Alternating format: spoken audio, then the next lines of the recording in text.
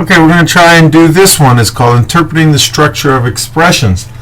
And I'll be honest, I haven't done this problem before, so we're just going to take a look at it here. It says, if a population of bacteria initially consists of B sub 0, we say that's sub 0 because the 0 is in a subscript instead of superscript, then the size of the population of bacteria after T generations is given by the formula. So here this says B, this is function notation, it says B, the bacteria, is a function of T, which we told were generations of the bacteria.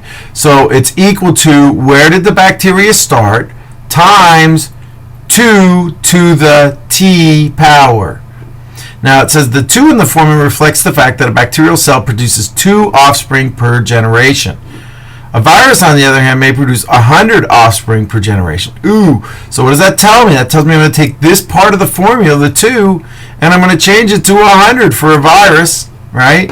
So now it says write the formula for V of T that describes the size of a virus population originally consists of one virus.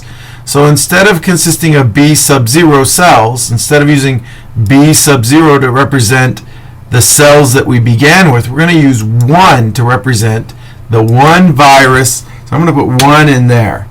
And then it says, so I'm going to do 1 times, and then I'm going to put in the part that shows the growth, and in this case it was 2 to the T, and now I'm going to put 100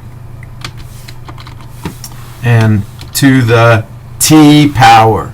By the way, I hit Shift 6 to do that superscript there. So that should be correct, right? We've taken each part from here and brought it down here. We replaced B sub 0, which was a count of cells, bacteria cells, and we replaced it with 1. And that's because this population, the original population, was only 1 virus, okay? And then each virus produces 100 offspring, so we changed from, instead of 2 offspring per generation in the bacteria, 100 offspring, so we changed the 2 to 100, and it's still to the T generations. Okay, if the length of time a generation is the same for the bacteria and the virus, and if B sub 0 equals 1, then the size of the bacteria population is blank than the virus population after T equals 5 generations. Okay, so now I need to actually calculate this out, okay? So if I put 1 into this formula, then I have 2 to the 5th compared to 100 to the 5th. Well, 100 to the 5th is a lot bigger. A lot bigger. That's 100 times 100 times 100 times 100 times 100. That is going to be huge compared to 2 to the 5th is 2 times 2 times 2 times 2 times 2. And if we do that, 2 times 2 is 4, times 2 is 8, times 2 is 16, and times 2 is 32. So there's only going to be 32 cells if we started with 1 after 5 generations of bacteria compared to 100 to the 5th power, which is going to give me something like, I don't know, it's going to be like 10 billion viruses. So we are going to say that the bacteria population is considerably smaller. Not a little smaller, and definitely not larger. It's considerably smaller than the virus population. And there we have it. Okay, so that's how that problem was done. Take another look one here. The rule of 72 is a method used by investors to estimate how long it will take for investment to double in value. If the annual interest rate is R%, the rule of 72 tells us it will take about 72 over R years for the investment to double in value. So the rule of 72 can be used to determine the time it will take a population growing at an annual rate of R% to double. So how long will it take the population to double if the population is growing at an annual rate of 0.5% per year? Well, how am I going to find that? What I'm going to do is I'm going to take 72 divided by 0.5. 0.5. So let's see if I can.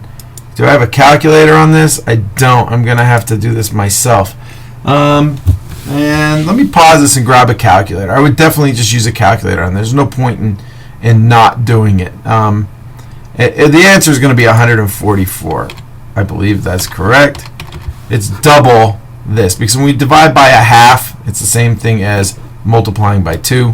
So I'm just going to do that. I'm just going to double it, and I'll get a calculator another time. All right, so if the annual rate of growth of the population is 1.5%, so then how long would it take to double? Well, now we would have 1.5 is 3 over 2, 3 halves, 1.5, right? 3 over 2. So we'd have 144, and I divide that by 3, and that goes in, what, 48 times? So I'll put 48 there.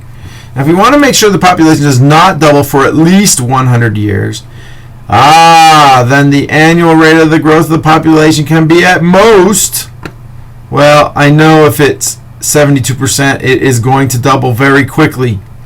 And if it's 7.2%, it is still going to double every 10 years, right? So it's got to be 0.72 as my answer. Now I would plug those numbers in here and make sure I get an answer of 100. That's how I do it. Just like I would take this number and put it in for R and divide and make sure I got the right answer. Take this number, put it underneath here for R and divide. 72 divided by 1.5. Now don't include the percent sign, right? Because the percent sign, it's telling us that R percent, it's telling us we're not that R comes from R percent, but we're not putting in the R percent, we're just putting in R. Okay, so that's how that would be done. Let's see if I can do another one here. Brady family has a $200 per month entertainment budget, which they spend on their two favorite activities, movies and museums. Cost of a movie is $9 per person. The museum tickets are $10 per person. Mrs. Brady, the family accountant, wrote down the following equations to model their entertainment spending. X and Y equals 21. 9x plus 10y equals 200. So here's what we have. We know that 9 is the cost of a movie per person, and 10 is the cost of the money per person for museum tickets. So this is for movie tickets and this is for museum tickets. And we know that 200 is the budget. So this expression, 9x plus 10y, must be an expression that counts how much money is going to be spent on movie tickets and on museum tickets, and combine them. The total must be $200. Well, that tells me, since this is the rate per ticket, right, $9 per ticket, this must be, X must represent the movie tickets, right? How many movie tickets I'm getting, right? And this must represent how many museum tickets I'm getting. So X is going to be movie tickets and Y is museum tickets. So the amount spent in money on movies is 9 times X. It's not 9 and it's not X, because X is going to be how many tickets.